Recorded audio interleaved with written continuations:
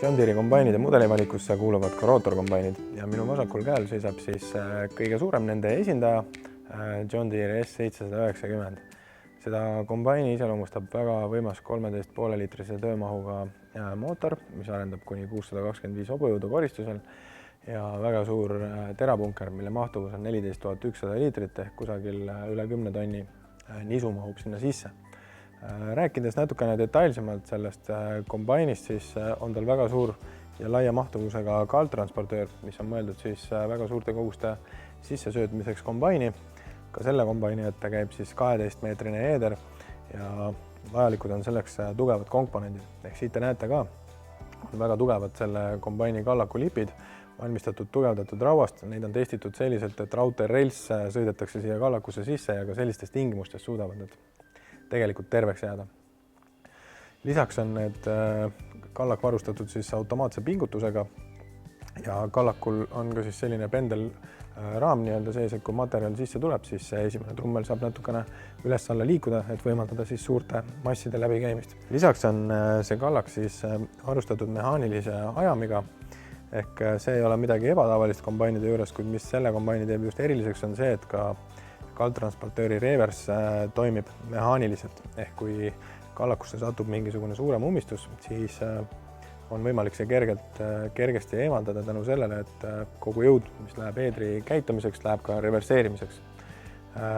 Nagu T-seeria kombainilgi on eedri ühendamine sellel kombainil väga lihtne, ehk hüdraulika ja elektroonika ühendatakse ühe liigutusega ja nüüd, kui ma selle hoova tõmban alla, siis näete ka seda, kuidas heeder lukustub just nende samade lukustustiftide abil siis. Konkreetne masin on varustatud ka roomikutega.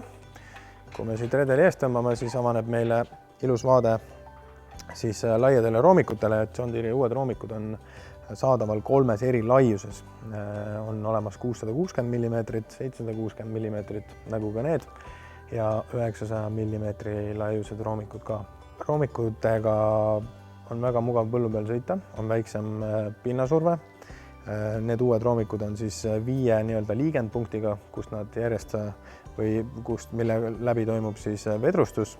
Roomikutel on nii-öelda positiivne ajam, nagu te näete, on siin roomikute taga sellised nukid, ehk roomikute ajam ei toimi mitte selle roomiku pinksuse toimel, vaid ikkagi ongi konkreetne veoratas selle jaoks, mis veab roomikut edasi, et kui peaks olema väga vedelates tingimustes, see masin siis toimub ikkagi efektiivne roomikute vedu.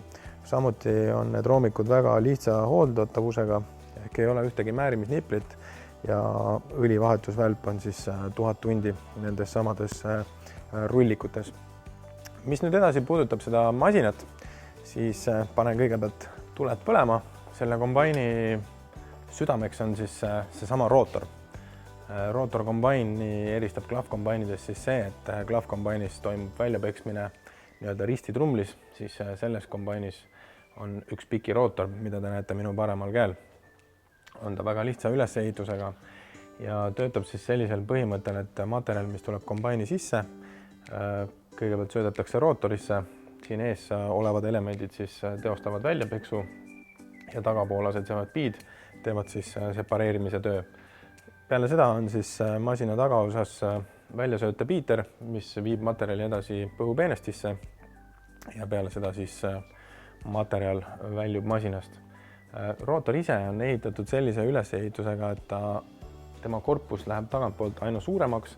Mõte on siis selles, et tekiks aina rohkem ruumi masinas sees sellel separeerimisel ja see rootor ise oma korpuse suhtes ei asetse ka tsentris, ehk ta on pigem allpool ja üleval on rohkem ruumi ja selle asja mõte on selles, et allpool siis materjal pressitakse kokku ja üleval vabastatakse. Nii on see peksmine ja separeerimine siis kõige efektiivsem tsentrifugaaljõul.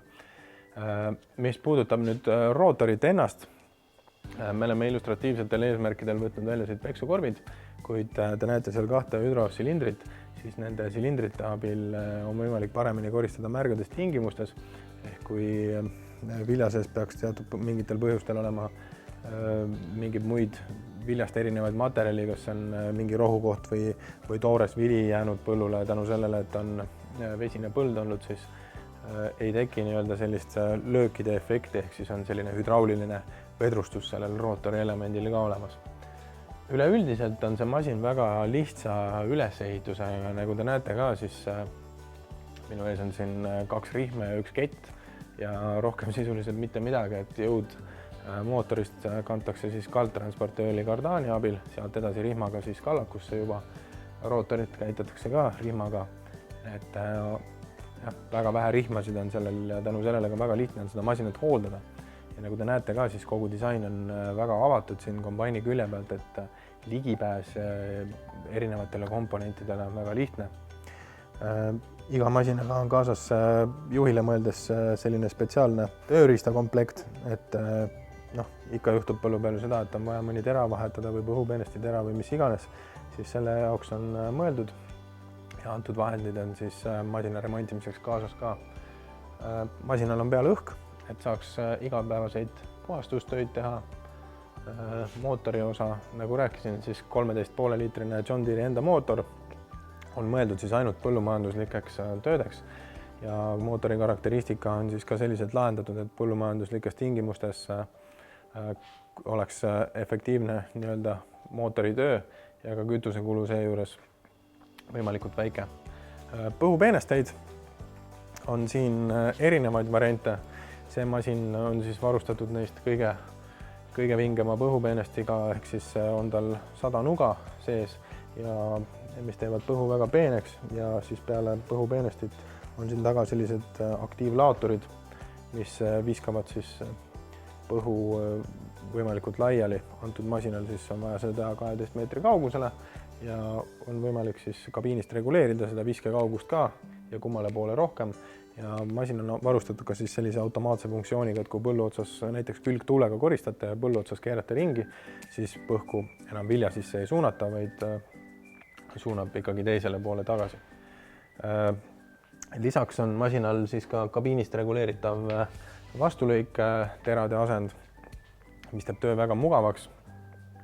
Samamoodi on võimalik kabiinist lahkumata muuta seda, kas vili siis või viljapõhk peenestatakse ära või suunatakse siis vaalu. Peksumasin tuleb korraks seisma jätta ja siis saab suunata ümber viljasuunaja ja vili liigub siis põhupeeneste asemel näiteks vaalu. Mis puudutab kombaini igapäevast hooldust, on siis mõeldud John Deere kombainidel ka väga selle peale. Kindlasti on ju vaja igal mootoril jahutust ja suurel mootoril seda veel eriti, et kuivades tingimustes tekib palju tormu ja vaja on ju kombaini puhastada ja see on väga hästi sellel masinal läbi mõeldud. Ehk et siit avaneb ligipääs siis radiaatorile. Mootori õhutus toimib selliselt, et tõmmatakse õhk kombaini külje pealt sisse ja puhutakse siis läbi mootori erinevate komponentide. Siit edasi näeme ära jahutusvedeliku taseme. Igapäevaselt vajalik on ju kontrollida ka mootori õhupuhastit, sest iga põlemine vajab õhku ka ja kui õhk kinni jääb, siis kütusekulu suureneb ja ka siin on nagu saab läbi puhuda seda võimalikult kergelt. Mootori tekile välja toodud ka siis õhuotsikud, et õhu saamiseks ka võimalus olemas. Nüüd näitan teile ka mõne liigutusega seda, kui kergesti saab ligi erinevatele filtritele, et sellised igapäevased kontrollpunktid, ütleme, õlitase, kütusefiltrid, õlifiltrid, kõik on ühele poole kombaini ära toodud, et ei pea teiselt poolt mootorit taga ajama. Samamoodi on siin näha hüdroõlipaak, sinna ka ligipääs korralik, näeb ilusti ära, kui kõrge õlitase on. Ja nüüd, kui vaja on, siis saame ka siit teha luugi lahti, pealt mootorit puhastada, saab väga kergesti sellele ligi. Igaüks ju soovib teada, kui palju tema põllult saaki tuleb ja see kombain on varustatud siis sellise lahendusega, et ütleme varasemalt oli vajalik ju saaki kalibreerida. Siis sellel masinal, nagu te näete, siin punkri põhjas on 3 kaaluandurit ja on võimalik siis koristada selliselt, et masin kalibreerib selle saagi ise. Ja need siis mõõdavadki punkris olevat vilja kaalu ja vastavalt sellele need 3 kaaluandurit siis kalibreerivad ära saagianduri. Lisaks on punkris olemas ka kaamera, erinevad tasemeandurid, väga lihtne on ligipääs punkrisse, puhastatavus on hea, nurki on võrdlemisi vähe ja nagu te näete, siis punker on ka tõsiselt suur, nii et väga palju vilja siia sisse mahub. Rääkides kombaini puhastussüsteemist, siis ka see kombaini puhastussüsteem on nagu tavalistel kombainidel, aga erineb ta siis selle poolest, et antud masin on lahendatud Active Terrain Adjust süsteemiga. See tähendab endast seda, et kui te koristate kombainiga vilja näiteks alla mäge, siis puhastussüsteem on võimeline lisama ise automaatselt tuult ja muutma sõelte asendit. Tuule lisamiseks on vaja siis variaatori pöördeid muuta ja selle jaoks on siis see elektrohüdrauliline silinder siin, mis on võimeline seda tegema võimalikult kiiresti vastavalt maapinna tingimuste muutumisele siis. Saabudes siia uute kabiini avaneb meil mõnevõrra teistsugune pilt kui eelnevalt näidatud kombainis, aga John Deere S-seeria on saanud siis endale uue generatsiooni kabiini. See sisaldab endas siis uut juhtimiskeskust, uue display näol, täiesti uut nuppude asetuse väljanägemist, on ta siis natukene modernsem ja täiesti uus juhtkang. Uuel juhtkangil on oluliselt ergonoomilisem tööasend kui varasematel mudelitel. Lisaks on siin joysticku tagaküljel siis sellised konfigureeritavad nupud, mida iga operaator saab siis oma äranägemise järgi konfigureerida. Saab siia nuppude alla panna erinevaid funktsioone. Loogika iseenesest funktsioonide poolest on sama nagu vanematel generatsioonidel. Lisaks on siis uus juhtimiskeskus 4000 seeria. On tehtud siis selliseks nutitelefoni laadseks kogu see masina reguleerimine, et saame neid vahelehti siin sirvida lihtsalt ja on võimalik ka näiteks sellelt samalt juht joystickult siis vahetada töölehti. Kui me võtame siit menüü lahti, saame muuta nuppude konfiguratsiooni või kui tekib mingisugune teade meile ekraanile ette, siis saame selle sama joystick abil väljuda nendest vaadetest ja saame vaadata siis vajalikku infot, et kõik on mõeldud siis selle jaoks, et operaator saaks keskenduda võimalikult hästi vilja koristamisele ja ei peaks liiga palju mujale vaatama või jälgima, mis nupp mida teeb, et kõik on nii-öelda lihasmälu järgi sisse või pähe jäänud juhil. Loomulikult on masinal olemas siis valmidus kõikideks nuti nii-öelda meetoditeks, ehk siis masin on võimeline operaatorit õpetama seadistamisel.